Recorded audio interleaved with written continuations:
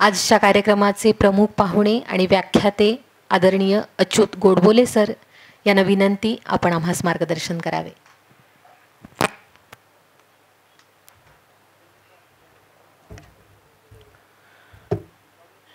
माननीय व्यासपीठ आणि मित्र हो, सर्वप्रथम वसंत सुतार सुतार कुटुंबाचं म्हणू आपण, कारण त्यांचा जो जॉईंट एफर्ट आहे त्यांचं अभिनंदन. वसंत सुतारांचं वसंत बहारला मी आणि विश्वास पाटील दोघंही होतो.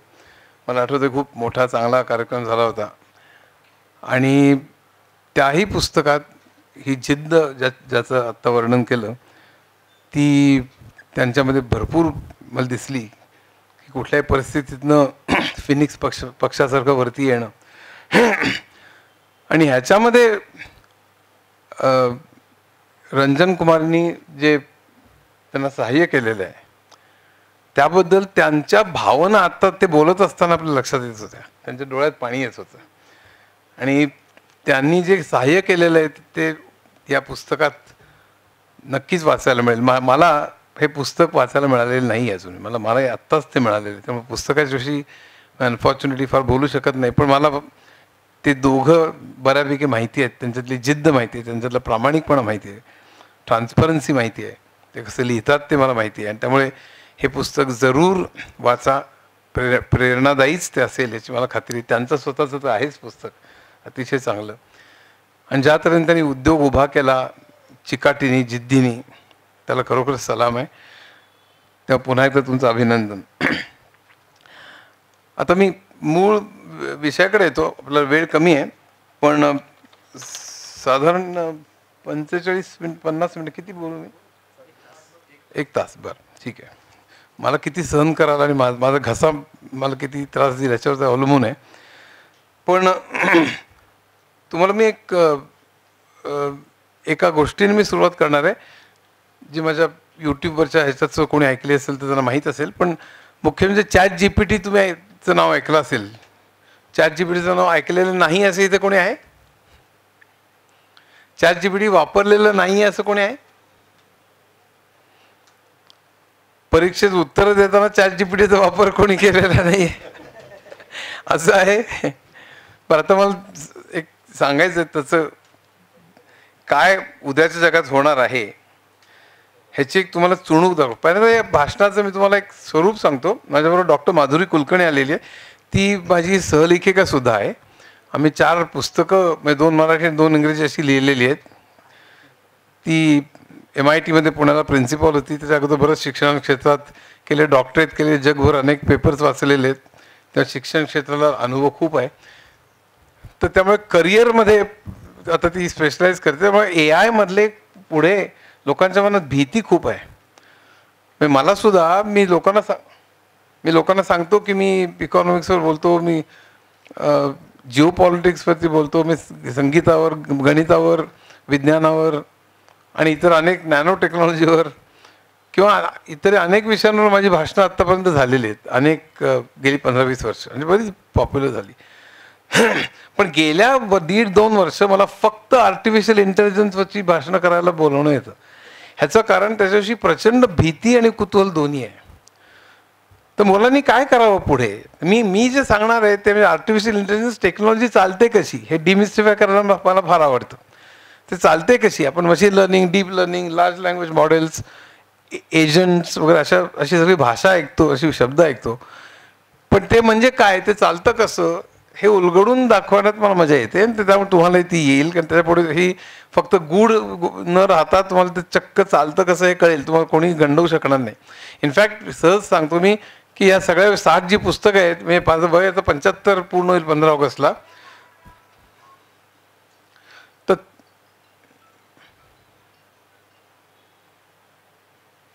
तर त्यावेळेला म्हणजे गेल्या 2-3 वर्षात मी 5 पुस्तकं लिहिली आणि ती आणलेली आहे तिथे. Artificial intelligence, industry 4.0, data science, infotech आणि स्टॅटिस्टिक्स.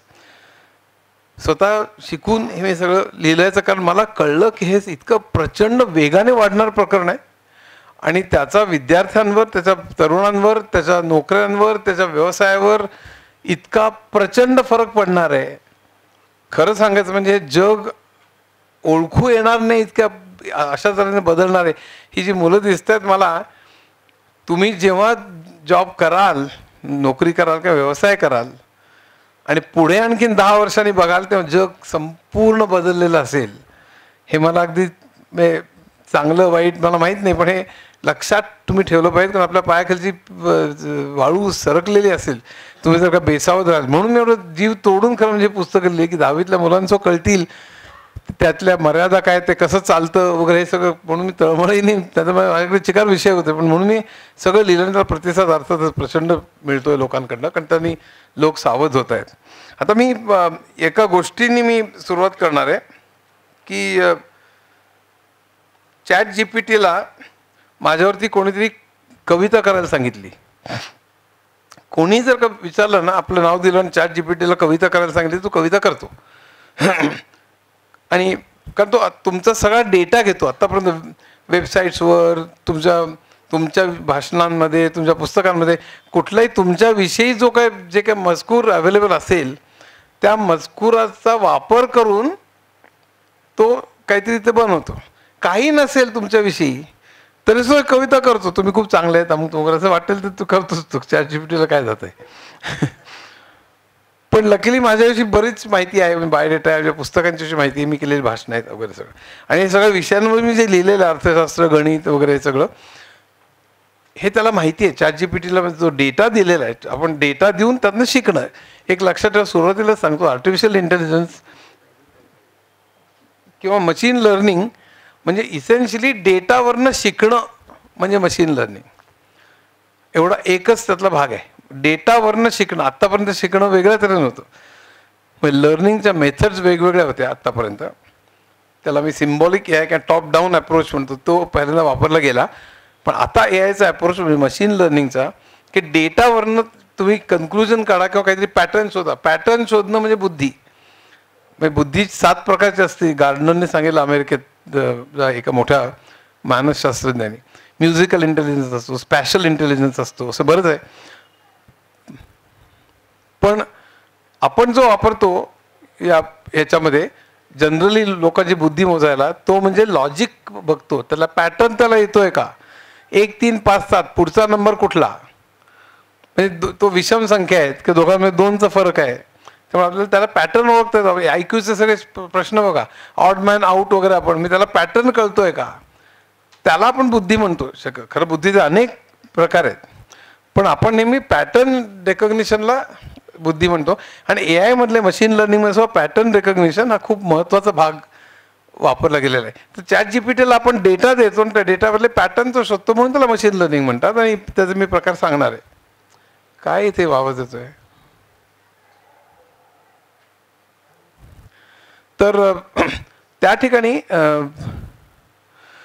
तर ChatGPTला माझ्याविषयी कविता करायला सांगितली आणि त्यांनी हिंदीत कविता केली.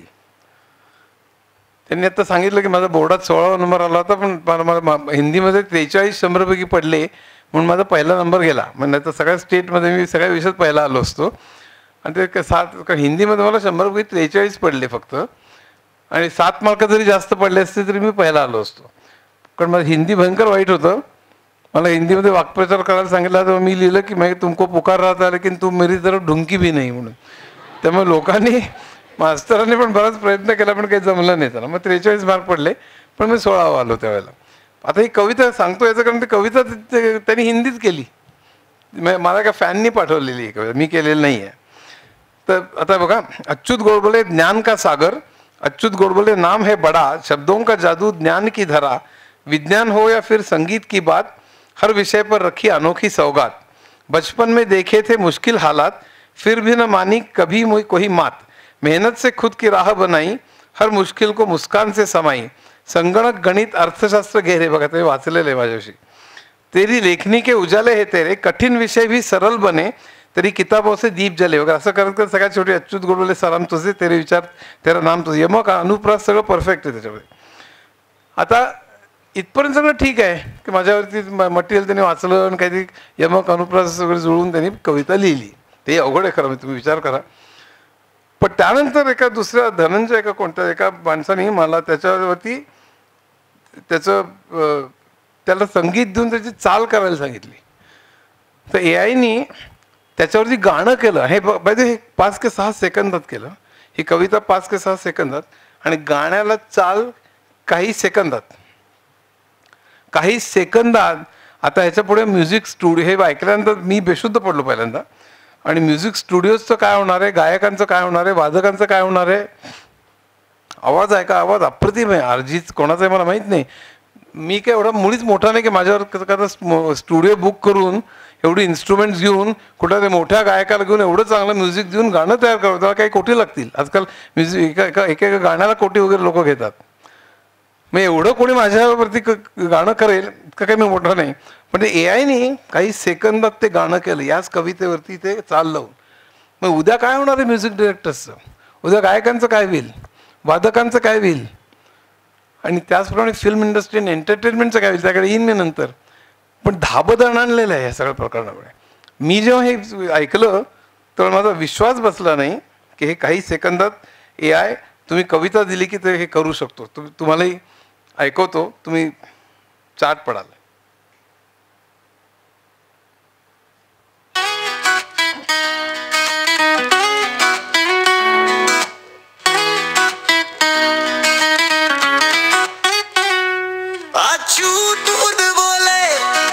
नाम है बड़ा शब्दों का जादू, ज्ञान की धरा, विज्ञान हो या फिर संगीत की बात, हर विषय पर रखी अनोखी सौगात. बचपन में देखे थे ये मुश्किल हालात, फिर भी ना मानी कभी कोई वह, मेहनत से खुद की राह बनाई, हर मुश्किल को बस कान में समाई.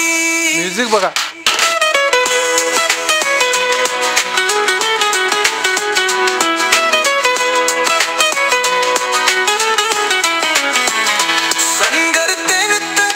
शास्त्र गहरे तेरी लेखनी के उजाले हैं तेरे, कठिन विषय भी सरल बने, तेरी किताबों से दीप जले.